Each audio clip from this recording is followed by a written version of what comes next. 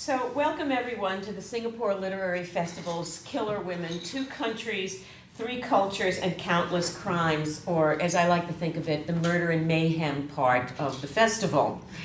The name of the festival this year is Singapore Unbound. And Unbound is really the perfect metaphor for the passions that are set loose in crime fiction. We're talking about life and death and crime, and Unbound is really what happens to human emotions in our neck of the woods of literature. We're indeed fortunate to have with us S.J. Rozan, a nationwide bestseller, a New York Times bestseller, major crime fiction. And when she arrives, the wonderful Ovidia Yu, who is a major Singaporean writer of crime fiction in addition to important plays. Each will read a passage from a current work, and then after both authors have read, we'll have a little discussion. I have some questions for them, and then after our discussion, when we discuss what these wonderful women have to say about writing about murder and mayhem and killer women, there'll be a book signing and a little reception, okay? So reading first will be S.J. Rozan. Native New Yorker S.J. Rozan is one of crime fiction's eminent authors. She's a winner of the genre's most notable awards, the Edgar, the Shamus, the Anthony, the Nero, the Macavity, and on and on and on. As well as the Japanese Maltese Falcon Award. So it's fair to say that S.J. Rozan's work has become part of the American canon of crime literature. Her connection to Singapore and Asian culture is not merely parenthetic. She has been a writer in residence at the Singapore Management University, has pursued study of Asian cultures for several years in depth, and weaves her love of Asia and Asian cultures into her stories. S.J. brings her deep knowledge of crime writing and cross-cultural breadth to her very lucky students at New York's Crimes Fiction Academy, and in Assisi, Italy, to the Art International Workshop. So please welcome S.J. Rozan, reading from a current work in progress, I understand, from Paper Sun. It's all yours, S.J. Thank you. I don't know that I can follow that level of animation. Can you see me? Yeah. I sometimes have trouble behind podiums. Thank you. Paper Sun is a crime novel, a private eye novel. Lydia Chin is the protagonist and the first-person narrator. This is the 12th book that Lydia will appear in, a bunch of short stories. She is a 28-year-old Chinese-American living in Chinatown, New York, with her mother. Her 4 older brothers have moved out, and she has an older white male partner named Bill Smith, and this is the beginning of Paper Sun. Mississippi? Ling Wenju, please do not stare with your mouth open in this way. It makes me worried that I did not raise you well. Reaching into her sewing basket, my mother took out the folds of fabric that were in the process of becoming a blouse for my brother Ted's wife. You raised me fine, I said. Only now I think maybe my hearing's going. Mississippi? Actually, I didn't think anything was wrong with my hearing. I thought something was wrong with my mind.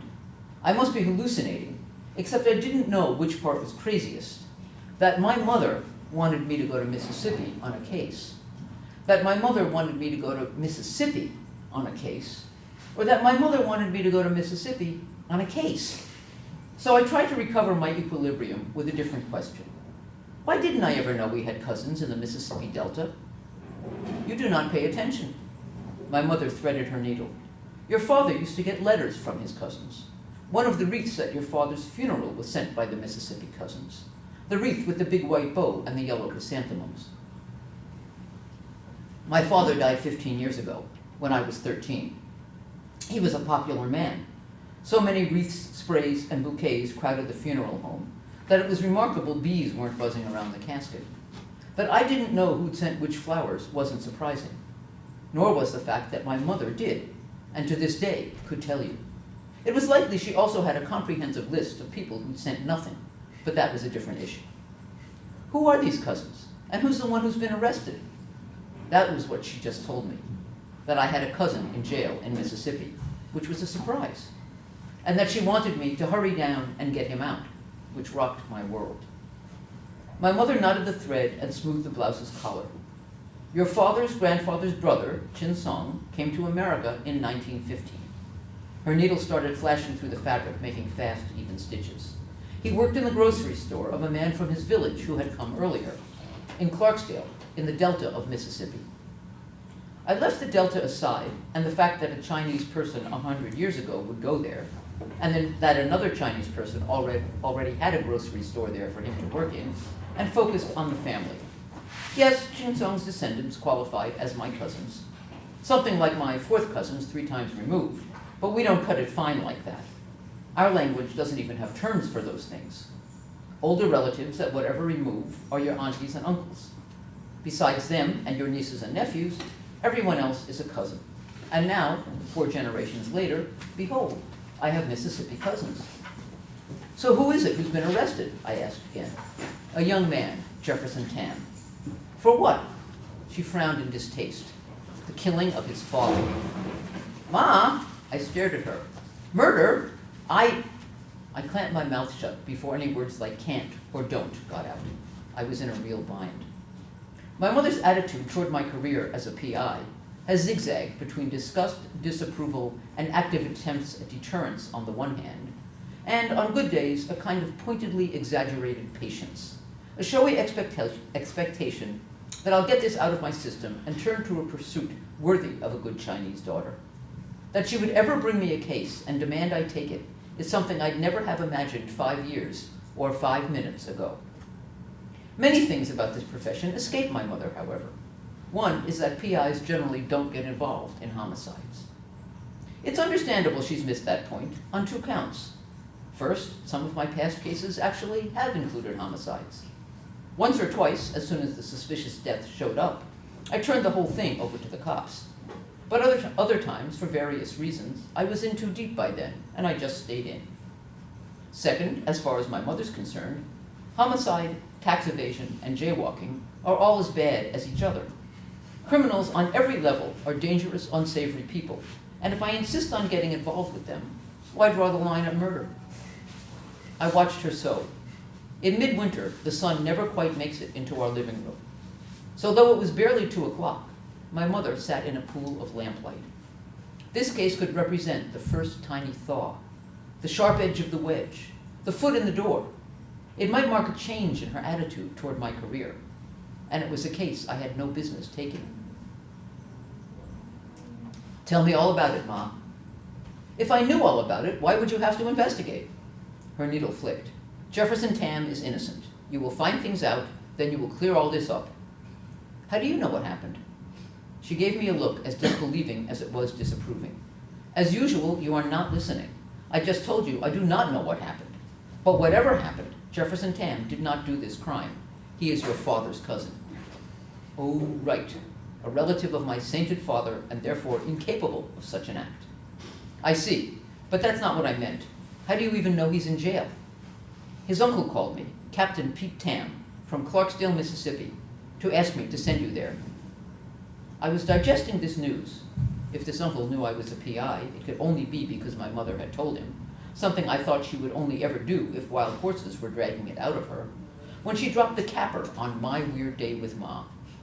But do not think for a minute, Lin Wanju, that I will permit you to go to the delta of Mississippi alone.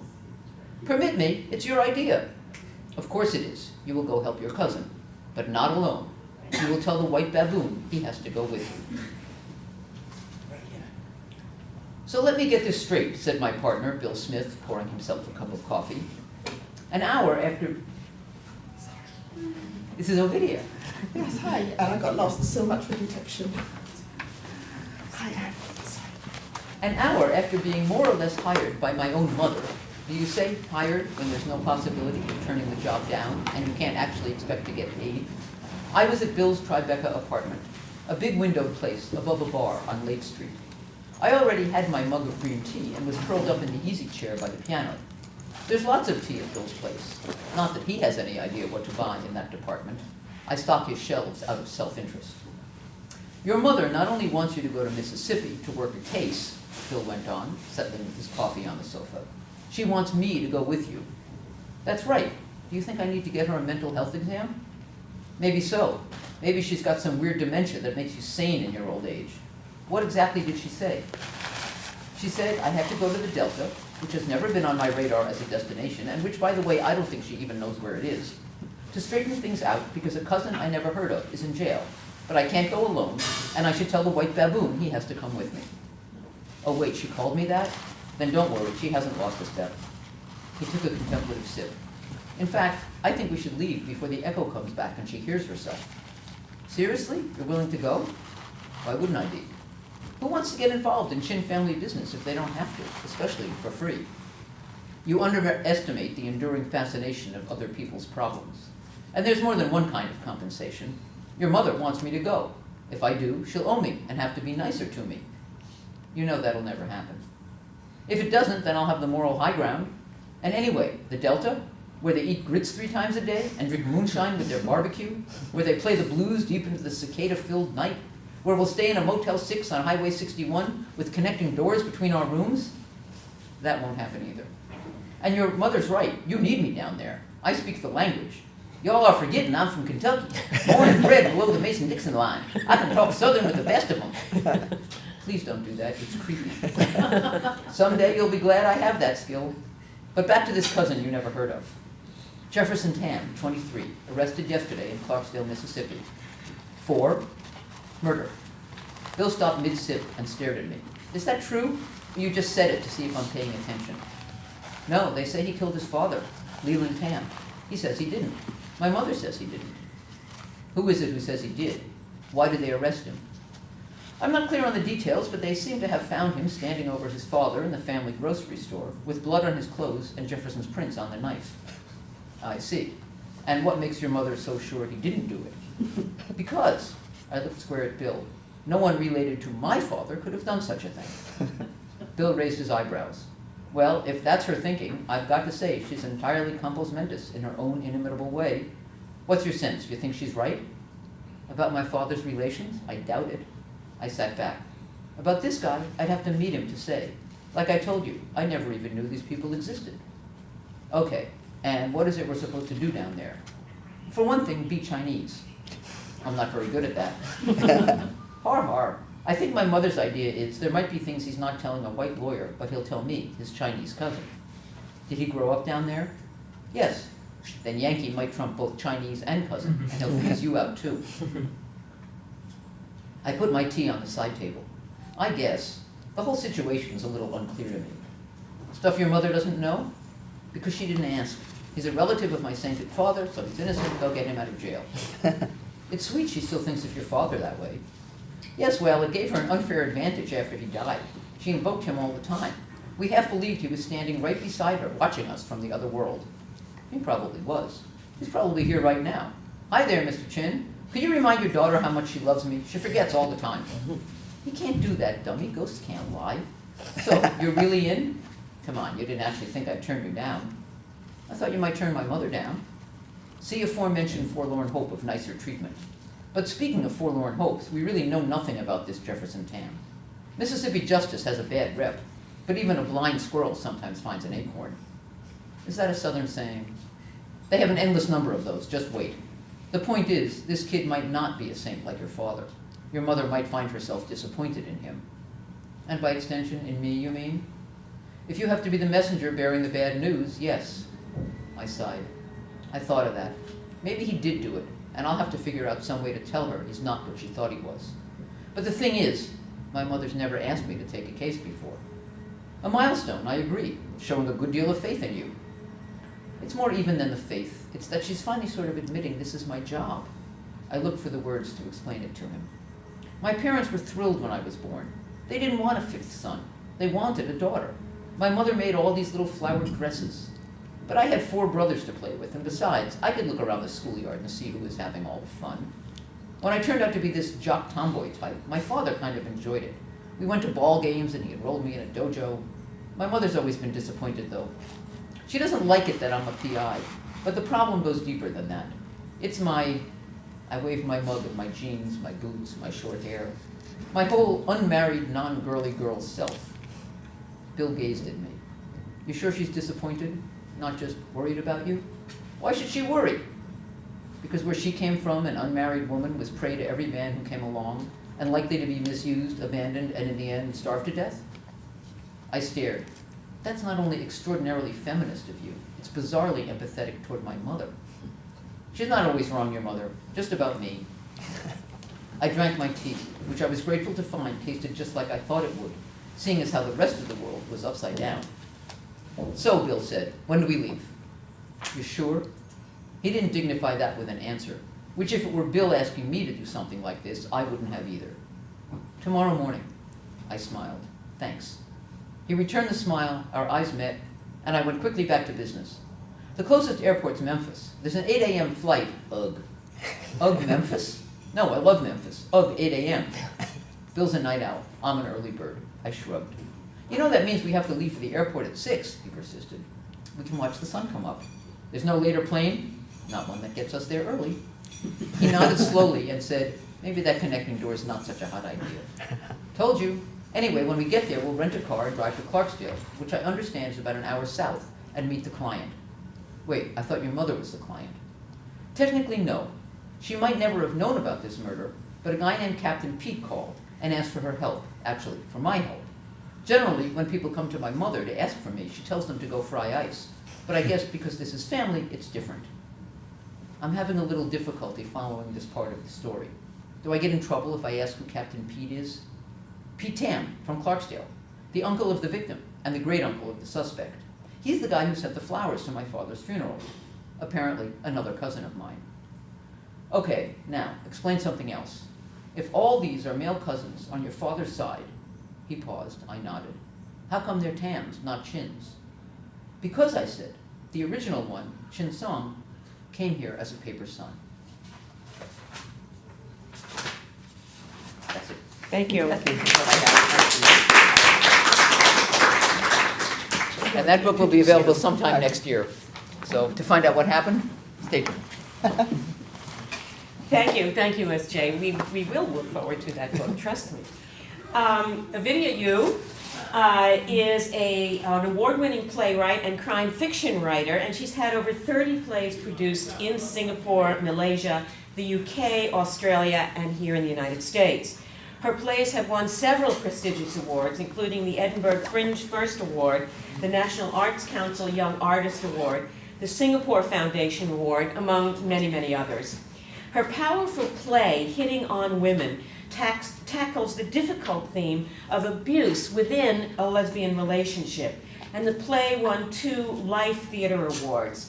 She received a Fulbright Scholarship to the University of Iowa International Writing Program and holds a master's and PhD from Cambridge University. No, I don't. You don't? I Well, don't. it said you did. Oh, my sorry. goodness gracious. You do now. I don't know. Okay, well, she doesn't hold those degrees. However, But she doesn't need them. she doesn't need them with all those awards. In addition to her love of literature, Ovidia also loves crime, or at least crime fiction, and writing crime fiction. And her Aunty Lee series features the brilliant crime-solving mind of a beloved Singaporean cook-restaurateur, Aunty Lee. And Ovidia is going to be reading from Aunty Lee's Chilled Revenge. Please welcome Ovidia Yu. Thank you. Thank you. And I apologize again. I can get lost anywhere. I'm going to read a short segment. Aunty Lee put her hand on Josephine's upper arm. You are worrying too much, lah, girl. When you are old like me, you will wish you didn't take things so seriously and enjoyed your young life more. But things are serious, Josephine's careful social facade faltered, but she sat down. How serious? The man don't want you? The man don't want your baby? You tell me who it is, I go and hantam him. Hantam is Malay Singlish for beat or hit, and Aunty Lee's threat carried all the ferocity of a plump chicken cackling angrily at a stationary pile driver. Josephine laughed, letting some of her tension go. Despite the garrulous surface chatter, she saw Aunty Lee was studying her with kind, non-judgmental curiosity. Even though the throb of her ever-present headache and twinge of nausea was still there, she could tell there was nothing malicious in Aunty Lee. Aunty Lee wanted to know more in the same way a new lover would. To her, feeding people was a calling rather than a career, and to do that well, she had to understand the people she was feeding. That's not a problem at all. We are getting married. It's just that, well, he's not from around here and it's complicated. You know what parents are like. Parents always worry lah, Aunty Lee agreed, but they only want what is best for you. Josephine shook her head with a small but genuine smile this time. It was nice of the old woman, even if she didn't know anything. It's complicated, she repeated. Aunty Lee nodded. Once she got hold of the man's name, she would have Nina look him up online. It's complicated rang all kinds of alarm bells in Aunty Lee's head. Was it Mike Fitzgerald, the dead woman's ex-husband? That would definitely be complicated. You young women think that getting married is not important. But if you get married, you got 2 names to put on the birth certificate. You got double chance to get into a good school. Is your sweet good man from a good school? He's not from around here, Josephine said again. There was a small smile on her face now and a faraway look in her eyes. Maybe we won't be needing a Singapore school, Aunty Lee continued undaunted. Not in Singapore or not from Singapore, both. And I mean, he's not in Singapore, he's not from Singapore, no, neither. If the man's only drawback was his geographical location, then he might do very well, Aunty Lee thought. Ah, that's why you're so sad, is it? Don't worry lah, nowadays, all you young people non-stop fly here, fly there, frequent flyer everywhere. What is the problem? You tell your parents, once you teach him to eat Singapore food, then he will be Singaporean, no? Case closed. So, are you getting married and getting baby? You should look more happy now, Aunty Lee said. What is his name? Then when can you bring him here to eat in my cafe? Like I said, it's complicated. Even my parents don't know yet, so please don't say anything. Ah, don't worry, Aunty Lee said with deliberate vagueness. Aunty Lee was genuinely fond of Josephine's mother, and it was no more than her responsibility to find out what was going on for Connie's sake, even if she never told Connie what she learned. I'm going to stop there. Thank you. Thank you.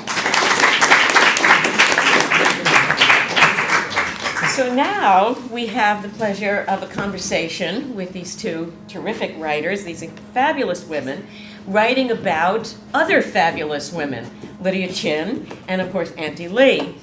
So I prepared a series of questions that I'd like to discuss with our 2 authors.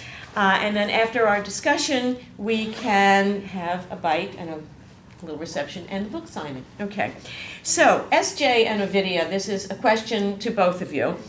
Each of you have other skills and other careers. SJ, you're a trained architect, and Ovidia, you're also a noted playwright. These are both very gold-plated kind of professions. So with all of these very sort of high-class professions on your resume, what drew you to crime fiction's pleasures of murder and mayhem? So I'd like each of you to tell us how you came to write murder and mayhem, to write crime fiction. It's a bigger SJ, jump we'll from an begin with you. architect. Oh, it's a bigger jump from architecture. Yeah, I always wanted to do this. I've always wanted to write, and I always wanted to write crime fiction. To me, especially the private eye novel, is about moral ambiguity. It's about things that matter. Somebody is dead. That matters. And literary fiction, much of which is wonderful, has no story behind it. It has no bigger story. Each book is about what it's about. Crime is about explanation. People read crime because in real life, things happen to you, and for no particular reason. You know, you walk out of here, you get hit by a bus, and you're dead. And people say, what happened? Well, you know, you got hit by a bus. In a crime story, the bus driver was waiting because he hated you, or somebody pushed you in front of the bus, or there's a reason.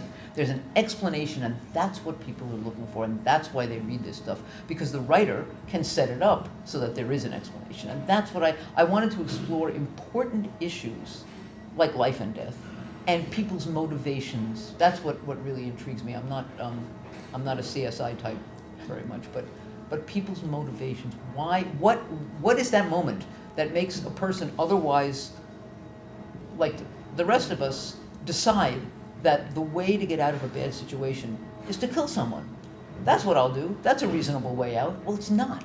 It never is. But there's a moment when somebody can't see another explanation, another path, and to me that moment is absolutely fascinating.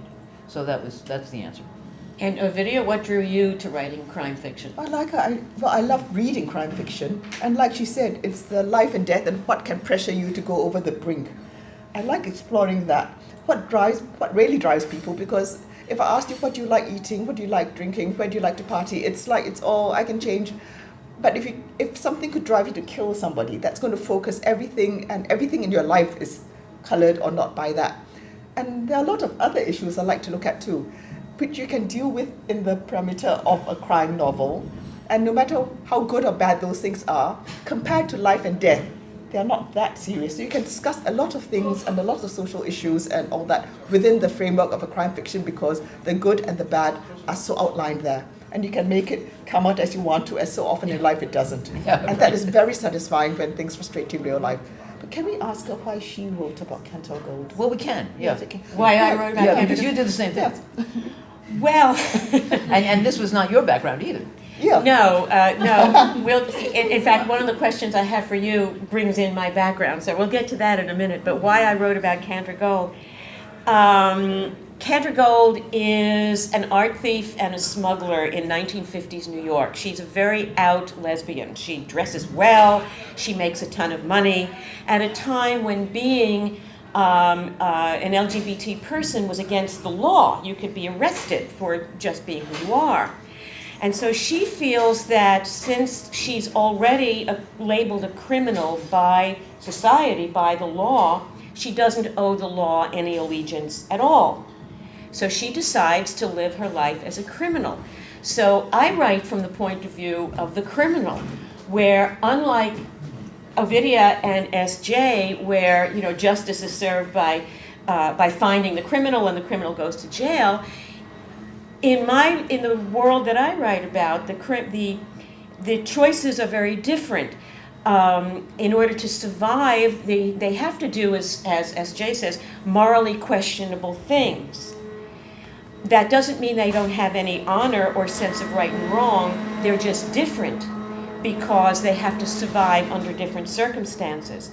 So for me, a crime novel is an exploration, like these other novelists, of that moment of when you cross the line of right and wrong, but there's a different definition of right and wrong. It's inside out. There's a different definition of good and evil. It's more inside out. It's from the other side of the equation. And that's why I wrote her. You are sort of moral but not legal. You are moral. Moral but not legal, Yes. yeah. And the definition of legality between then and now, of course, has changed. Right. But people ask me, well, why do you write about a lesbian in the 1950s? We have more civil rights now. Will it resonate with people? Well, it turns out that it does, because whether you're a person of color or you're an LGBT person, whoever you are, a woman, whoever you are, the fight for dignity, for civil rights, for having the law look at you as if you were a full citizen is not over. So reading about a woman who takes that circumstance into her own hands at great risk and knows the difference between rights, which are conferred by people who have the authority to give them, and freedom, which is a way of life, people do enjoy it from that basis. And most of all, as we all know, any crime writers, crime is juicy. Yes. People love crime. It's like, and in people also like it, in my case, when the criminal gets away with it. Yeah, and there's another thing about crime, which is that what you're reading is not what happened. What happened is below that. It happened before. And what you're doing is unraveling what happened. And that actually is true in life a lot, only we never get to unravel it. Right. So in a crime novel, you do. So this tells us why we each write what we write. Now, Ovidia, I have a question for you. And we're getting into sort of the cultural issues connected to the Singapore Literary Festival. So, in your Aunty Lee series, in the Singapore of Aunty Lee, in Aunty Lee's world of Singapore, in addition to Singapore's very diverse Asian population, there's also the presence of Westerners. There's sort of the leftover British from the colonial days, and some spare Americans running around, and so on. And in Aunty Lee's Chilled Revenge depicts these Westerners as Westerners fitting into Asian culture, okay, with varying degrees of success or comfort.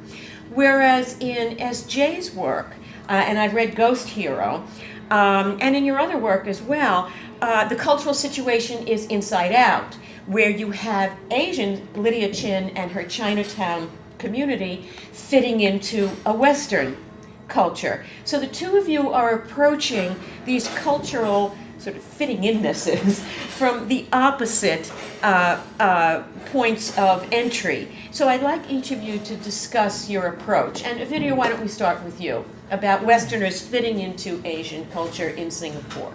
Actually, I didn't really think of them as Westerners fitting in. They're just people who happen to live in Singapore. And Singapore is very small, and practically all of us are immigrants or children of immigrants. I mean, I'm older than the country is. So unless you're one of the Bumiputra, unless you are one of the sons of the soil and you are actually born there, which is a minority, you came in, or your parents came in, or your grandparents came in. So even for the white people, we love the Caucasians and the Eurasians right now, because one of the Eurasian boys, Michael Schooling, just won our first gold medal. So at the moment, we love the Caucasian side and the Eurasian side. But I don't think I really see them as outsiders. The people who I was looking at here are people who came in as tourists and were sort of making trouble, or they came in as expats. Right. And that's very different from the Caucasians, the Westerners who actually live in Singapore, who are much more integrated and who are often with their kids in school and everything. They can be more Singaporean than us in some ways. So, no, there's a difference between the expats living in Singapore as expats with the big allowances and the Westerner living in Singapore as Singaporeans, I think. I see. And S.J., you tell us about how you feel about Lydia Chin. And Lydia actually lives in Chinatown and works in Chinatown. Her office is in Chinatown, and she has, she's very much part of the Chinatown community. And the Chinatown community, as many of you know, walking through Chinatown right here in New York, is a community that is doing its best to maintain its own culture and yet fit in to their new life, into the Western world. So if you can address that. Yeah, the ethnic communities in New York are really interesting, because you can, when you're, if you're of that ethnic group and you live there, that you are of the majority. And I have friends who went to school in Chinatown in classes full of other Chinese students. You might as well be in any city in Asia, see people who look like you. But when you leave Chinatown, which is relatively small, or when you, in the old days when you left Little Italy has left you now, but you would go and there would be other people, all these other people who were not like you. Lydia's mother rarely goes outside of Chinatown. She doesn't drive, she doesn't speak very good English. She doesn't know why you would. What's out there? Well, her sons are out there, so her 4 kids, so she goes out, but that's it, I find it really interesting. Now, Lydia was born here. Lydia is second generation. That is first generation here. Her parents were the immigrants. And I find that situation really interesting, because she is not Chinese like her parents are and like the way her mother would want her to be. She's certainly not white. And she is, she feels at home and not quite at home in both worlds. And that is really interesting, because that's the position of the outsider, which is where the private eye always is anyway, either by choice, as in Bill's case, or by circumstance, as in Lydia's. And that's a place from which you can observe and maneuver and solve crime, but never quite be part of things. And in this case, when they go to Mississippi, of course, In Paper Sun. in Paper Sun, Yeah. yeah, Lydia is completely, it's like, what? Who are these people? Which was my reaction when I went to Mississippi. And there was another book in which, Reflecting the Sky, in which they went to Hong Kong, where Bill had been, Lydia had never been. But Lydia looks the part and speaks the language, but she doesn't know how to get around. Bill knows exactly how to take the Star Ferry, but he will never look like he belongs there. And that was an interesting situation for me to work in. So it's all about belonging and being on the edges. And the first time I went to Singapore, I was sitting having a cup of coffee. I was extremely jet lagged, and I was sitting having a cup of coffee early in the morning, and I'm looking around, and I'm thinking, this is the only place I've ever been where you can't even guess as people walk down the street who is a native, who is an expat, and who is a tourist. There's no reason you would know. Not by looking. Not by looking, yeah. And I thought, that's fabulous. There's no other place in the world like that, not even New York.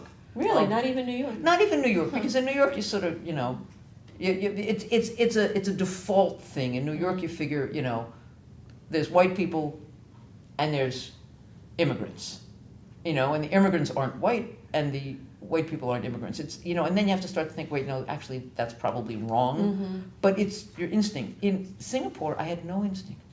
I realized everybody walking by could, that tall redheaded guy could be 6 generations here, And the Chinese guy could be, just sent over by his firm from Beijing. You can't tell. Or from New York. Or from New York, right. And I loved it. I loved that about it.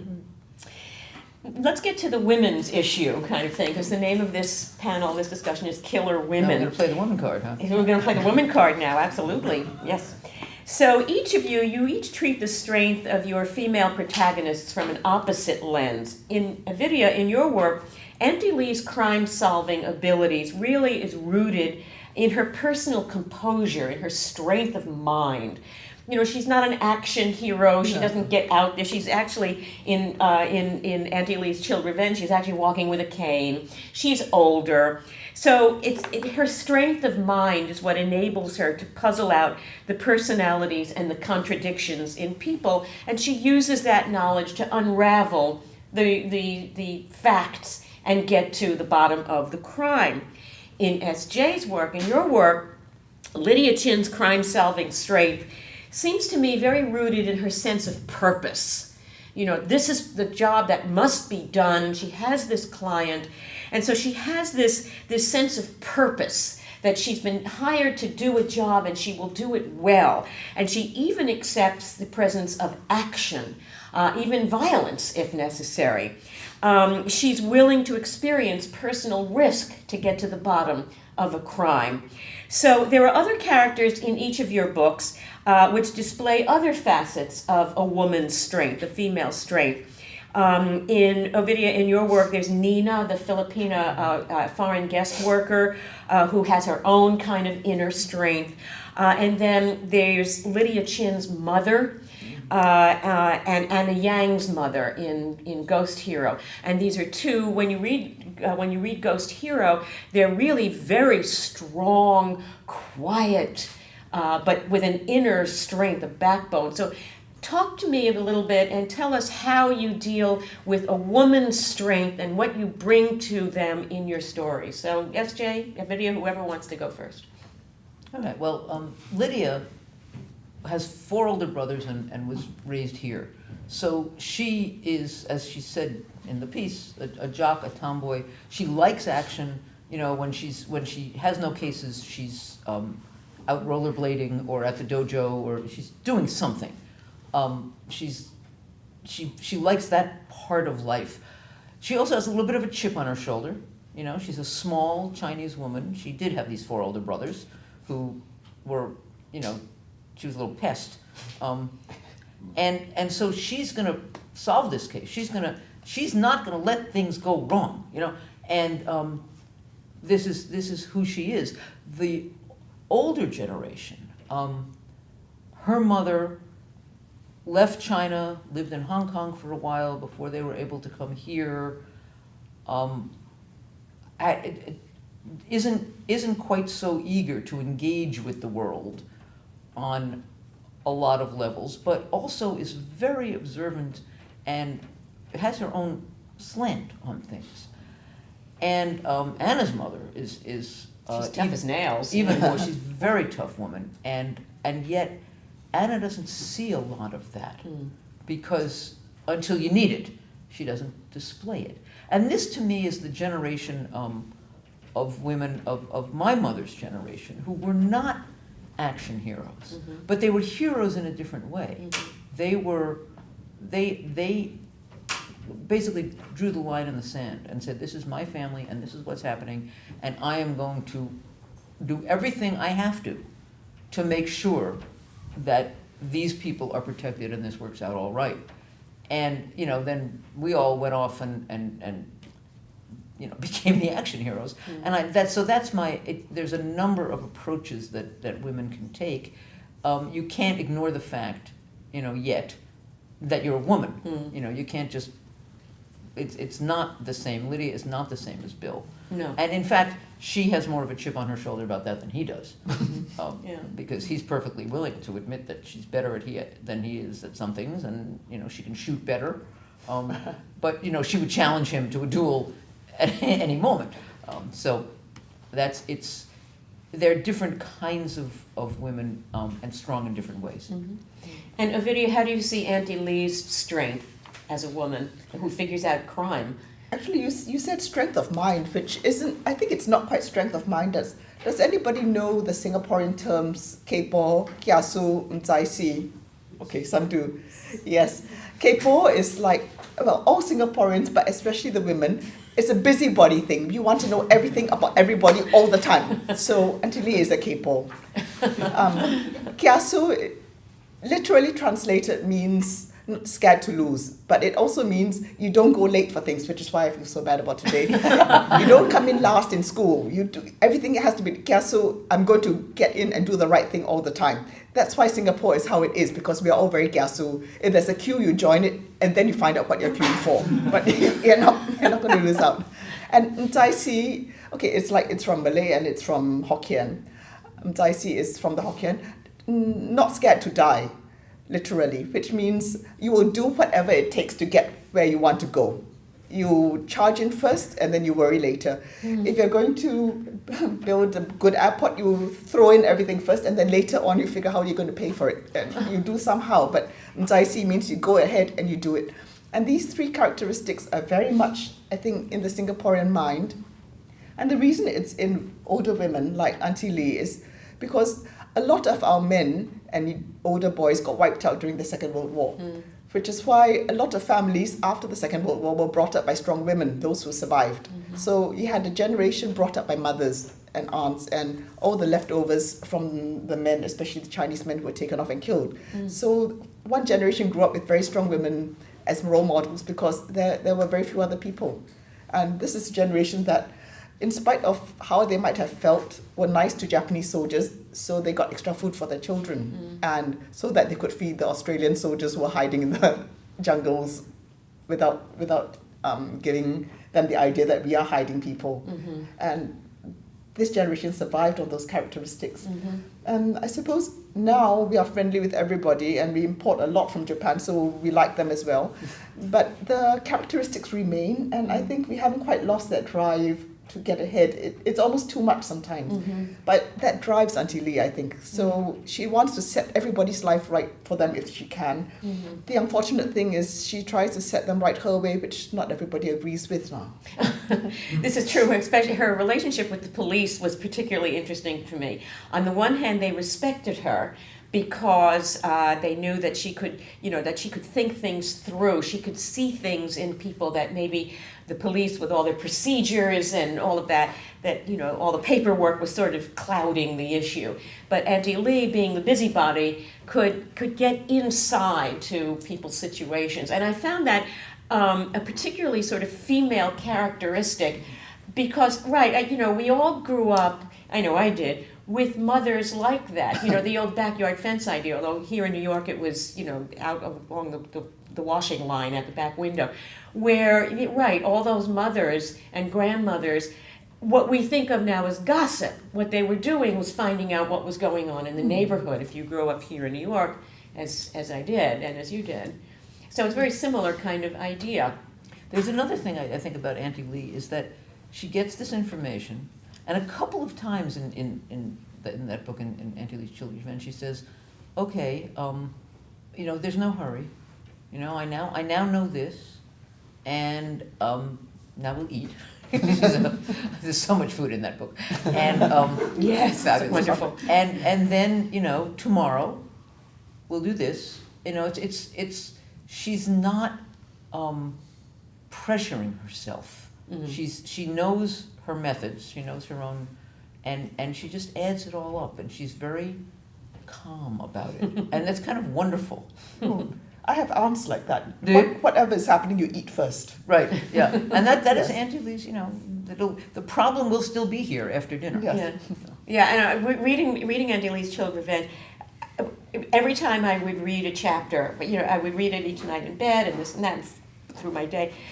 Whenever I finished reading for the day or the evening, I was hungry. I needed to eat. And a lot of that food you can't get in New York. No, but so, I was you know, you kind of remember the last I time you just- ate it in Singapore. When I spoke to you the other night, I said, I've got to go to Singapore. I have to eat. I simply have to eat. This Yes, is you just should come here and eat. reading this book is, I'm starving. And you have to go to This is- Aunty Lee's. You can't just go to Singapore. You have to go to Aunty Lee's. So I have two last questions for each of you. So SJ, this is for you. You've set ghost hero in the New York art world. Now, with my particular background as a curator and an exhibition designer for years, I can tell you absolutely nailed it. The competitiveness, the backbiting, the jealousies, and the great creative talents that are genuine, that sort of support it all. And you've concentrated the book's plot specifically in the field of Chinese art and the competition to collect it among today's moneyed collectors. Why did you choose this milieu for the novel, and how did you research this incredible, I'm telling you, you really nailed it. How did you get it? Well, I mean, it works a little bit the other way. I never write about anything I'm not interested in. And the art world has always fascinated me because it's hilarious. You know, there's huge amounts of money that run around. And a lot of it is just investing. It has nothing to do with art. Some of it does have to do with art, but somebody with a lot of money can anoint an artist whom nobody else ever heard of, who suddenly becomes hot. And then that style of art becomes hot. And it isn't clear why. But on the other hand, as you say, every now and then there are fabulous, beautiful things or powerful things or things that in some way are really meaningful that slip through these filters. The personalities are all outsized. I did another book, Skin of the Wolf, that a lot of it is set in Sotheby's for the same reason. I couldn't stand it. It's just like, these people are amazing. But I wanted, the thing about especially Chinese art, contemporary Chinese art, is that when it first burst on the Western art world, it was at a point, a certain loosening of things in China, and things began to come here, and a lot of it looked political, and people were snapping it up. A lot of it was very bad art, qua art, but it was a political statement from China, and so we are really cutting edge if we have that on our wall. And the Chinese artists caught on to this and said, if I make another one of those, I can make another, $100,000 in the West. And the political art fast became, art produced for the West, like export porcelain, Exactly. which also fascinated me. And so the research was not hard at all, because a lot of it involved, going to galleries. Yeah. You get frozen out by 2 or 3 galleries in a day, and you've got everything you need. I also talked to a lot of young Chinese artists and an older Chinese artist who had been here for many years. And I saw some of their studios, and that was the group studio in Queens. In Queens, yeah. Is similar to one that I saw, Yeah. Which I think is no longer functioning, but that people get together, and you know, the very few of the pieces in that book are real. I invented most of them. One or two of them are, but not the horrible ones. The horrible ones I invented. But I found these people so fascinating. From every level, the artists who are actually trying to produce something, the artists who are faking it, the gallery owners, the reviewers, the experts. They're just waiting for a writer to come along and paint their picture. So I did.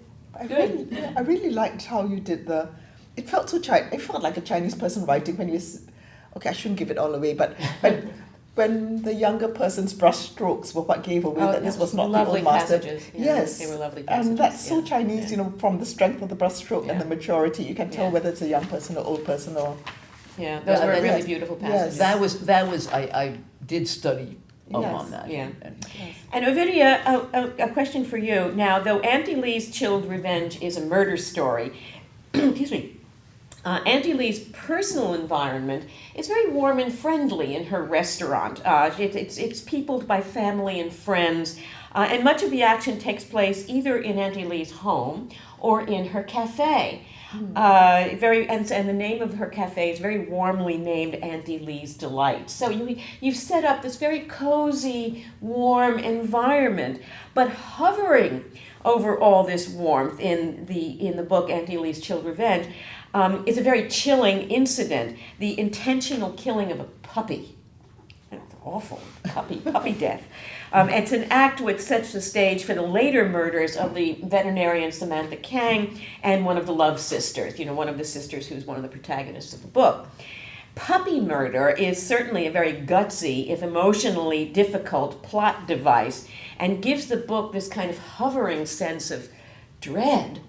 How did you come up with it? What's behind? Where did you have the guts to come up with puppy murder, which is just awful? It happened in Singapore. Oh, God. It was, and it made me mad. Some of you might have heard of it. An expat family adopted a puppy and wanted to return it. They said, "Can you wait until the weekend? We're going to find a new home for it." And when they went back to get it, they found it had been put down, and she lied about it. She said, "Oh, I gave it to a friend." And when they wanted to know who's a friend, because the animal rehomers are very particular about following up on cases, then she got angry with them. She called the police and said they were trespassing and harassing her. And this is all for real. Oh my God! So you used that as the central core of your book. Totally, because it was better than going out and hunting her down. And the police said, "Why didn't you just tell them where the puppy has gone, and that's it?" And then she said she just had it put down because the dog was aggressive, which is the first we heard of the puppy being aggressive. And the puppy had bitten her and her husband. But the puppy they had a dog psychologist, they all do, and then the puppy was happy, good-natured, and small. Small puppies bite people, they don't mean to.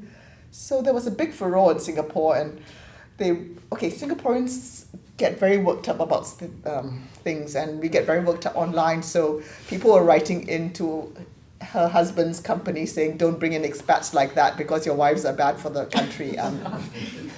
Saying that she was trying to get a part-time job somewhere, and they were saying that you should fire her because she's a bad influence. If she can poison dogs, she can kill anybody. Oh my goodness. No, it was a big internet thing. So actually this was also to show the effect it might have on a person who's a victim of this kind of media. I see. Yeah. Yes. And there was this harassment of her.